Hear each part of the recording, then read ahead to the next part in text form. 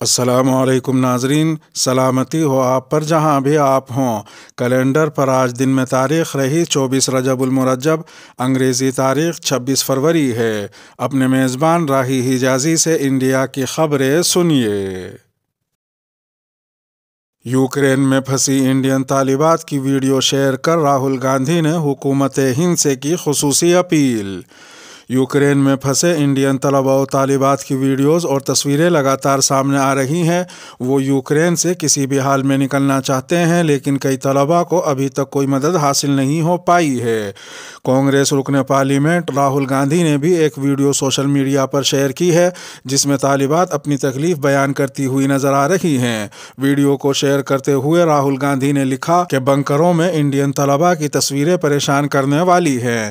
کئی طلباء مشرقی یوکرین میں پھنسے ہوئے ہیں، جہاں زبردست حملے ہو رہے ہیں۔ راہل گاندھی نے ٹویٹ میں حکومت ہند سے خصوصی اپیل کرتے ہوئے کہا کہ فوری اثر سے طلباء کو یوکرین سے باہر نکالنے کا انتظام کیا جائے۔ ساتھ ہی راہل گاندھی نے ٹویٹ میں لکھا کہ وہ طلباء کے فکر مند گھر والوں کے ساتھ کھڑے ہیں۔ ادھر ایک دوسری خبر میں یوکرین میں 470 سے زائد بھارتی طلباء وہاں سے باہر نکلنے اور سرحد کے ذریعے رومانیہ میں جمعے کو داخل ہونے میں کامیاب ہو گئے۔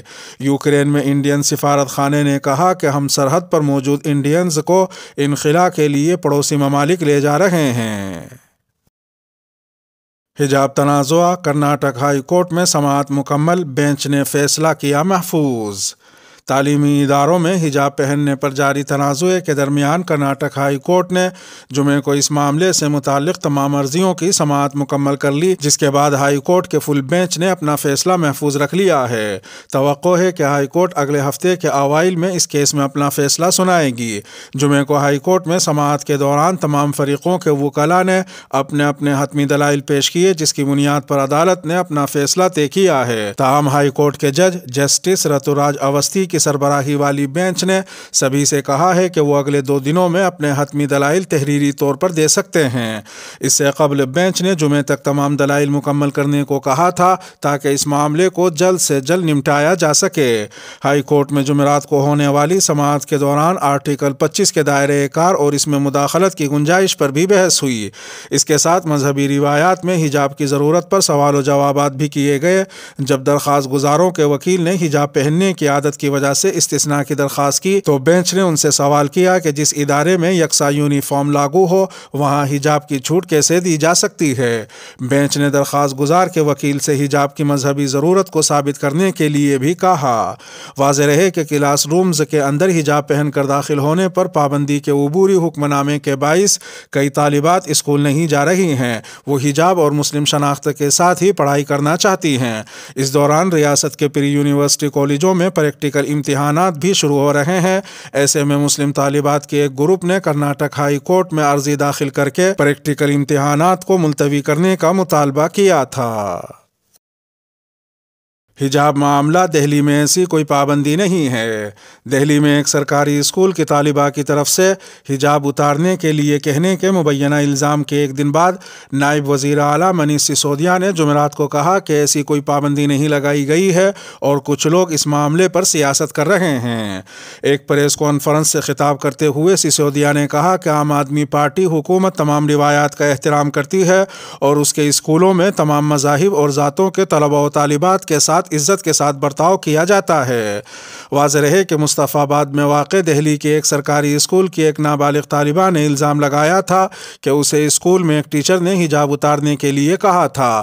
سوشل میڈیا پر وائرل ہونے والی ایک ویڈیو میں لڑکی کو یہ الزام لگاتے ہوئے سنا اور دیکھا جا سکتا ہے۔ پریس کانفرنس میں منیش سسودیا نے یہ بھی کہا کہ میں نے یہ جاننے کی بھی کوشش کی کہ یہ واقعہ کیسے ہوا، لیکن اب تک مجھے نہیں لگتا کہ کوئی مسئلہ ہے۔ ہمارے اسکول سسٹم اور محکمہ تعلیم نے اس سلسلے میں کوئی پابندی نہیں لگائی ہے۔ ذرائع کے مطابق اسکول انتظامیہ نے طالبہ کے والدین سے اس معاملے پر بات چیت کی ہے اور یہ معاملہ خوش اسلوبی سے حل کر لیا گیا ہے۔ مسلمانوں سے ووٹنگ کا حق چھین لو۔ بہار کے B J P M L A Hari Bhushan Thakur نے کہا ہے کہ مسلمانوں سے ووٹ کا حق چھین لیا جائے ورنہ انڈیا اسلامی ملک بن جائے گا۔ ہری بھوشن ٹھاکر نے یہ بات بہار کے اسمبلی کیمپس میں صحافیوں کے اس سوال کے جواب میں کہی کہ مجلس اتحاد المسلمین کے ایم ایل اے نے آبادی کی بنیاد پر مسلمانوں کی بھاگیداری کا مطالبہ کیا ہے۔ B J P M L A نے زہر افشانی کرتے ہوئے کہا کہ مجلس اتحاد المسلمین کے اس مطالبے کے پیچھے ISI اور اسلامک اسٹیٹ بنانے کا ایجنڈا ہے۔ ہری بھوشن ٹھاکر نے کہا کہ مسلمان انڈیا میں دوسرے درجے کے شہری کے طور پر رہ سکتے ہیں۔ انہوں نے مزید زہر افشانی کی کہ مسلمان انسانیت کے دشمن ہیں۔ مسلمانوں کا ایجنڈا پوری دنیا کو اسلامی ریاست بنانا ہے۔ B J P M L A Thakur کے اس بیان پر بی جے پی نے انہیں نوٹس جاری کیا ہے اور ان سے اپنے بیان کی وضاحت کرنے کو کہا ہے۔ بہار میں بی جے پی کے ساتھ حکومت چلانے والی JDU نے اس پر سخت رد عمل ظاہر کرتے ہوئے کہا ہے کہ B J P M L A کا یہ بیان اشتعال انگیز ہے۔ واضح رہے کہ ہری بھوشن ٹھاکر پہلے بی جے پی لیڈر نہیں ہیں جنہوں نے مسلمانوں کے خلاف ایسی زہریلی بات کہی ہو۔ اس سے پہلے بھی کئی رہنما مسلمانوں کے خلاف زہر اگل چکے ہیں اور انہیں پاکستان جانے کا مشورہ دے چکے ہیں۔ کچھ دن پہلے اتر پردیش میں B J P M L A اور ہندو یوا واہنی کے ریاستی انچارج راگھویندر سنگھ کا ایک ویڈیو سامنے آیا تھا جس میں انہوں نے کہا تھا کہ جو بھی ہندو دوسری طرف جا رہا ہے اس کے اندر مسلمانوں کا خون دوڑ رہا ہے۔ دیکھنا یہ ہے کہ کیا بی جے پی اس ایم ایل اے کو صرف نوٹس دیتی ہے یا اس کے خلاف کوئی کارروائی بھی کرتی ہے یا نہیں۔ نواب ملک کی طبیعت ہوئی خراب، اسپتال میں داخل۔ مہاراشٹر حکومت کے وزیر اور نیشنلسٹ کانگریس پارٹی یعنی NCP کے رہنما نواب ملک کا بلڈ پریشر غیر معمولی پائے جانے کی وجہ سے انہیں ممبئی کے JJ اسپتال میں داخل کروایا گیا۔ نواب ملک کو کل صبح ED کے دفتر سے طبی معائنے کے لیے لے جایا گیا۔ JJ اسپتال کے ذرائع نے بتایا کہ نواب ملک کو باقاعدہ طبی معائنے کے لیے اسپتال لایا گیا تھا، لیکن معائنے کے دوران ان کی نبض کی شرح زیادہ پائی گئی اور بلڈ پریشر بھی نارمل نہیں تھا، اس لیے ڈاکٹروں نے انہیں اسپتال میں داخل ہونے کا مشورہ دیا۔ اسپتال کے اندر اور باہر بڑی تعداد میں پولیس اہلکار تعینات تھے۔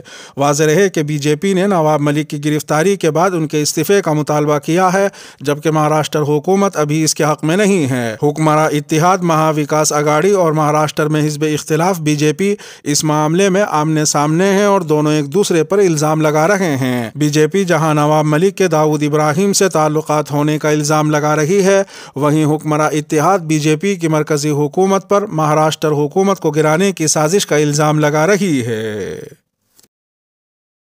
مذہبی منافرت اور فرقہ وارانہ بنیاد پر عوام کو تقسیم کرنے کا یہ خطرناک کھیل آخر کب تک؟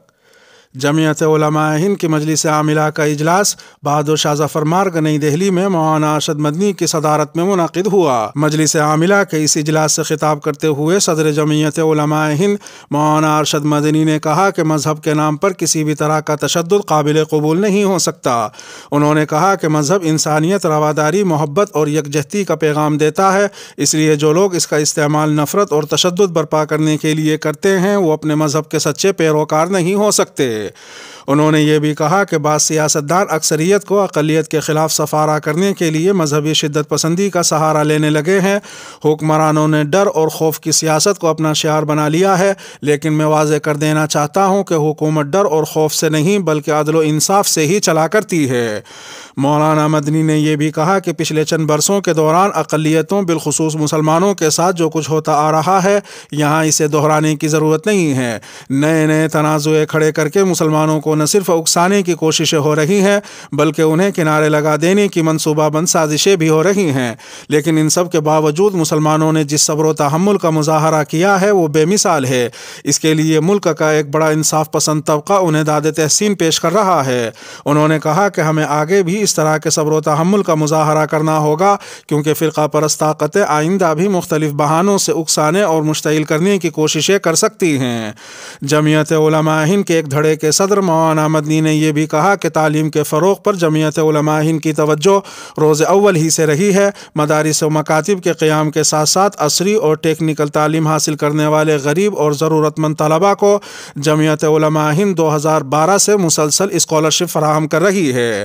مولانا مدنی نے کہا کہ ہمیں ایسے اسکولوں اور کالجوں کی اشد ضرورت ہے جن میں دینی ماحول میں ہمارے بچے اعلیٰ دنیاوی تعلیم کسی رکاوٹ اور امتیاز کے بغیر حاصل کر سکیں۔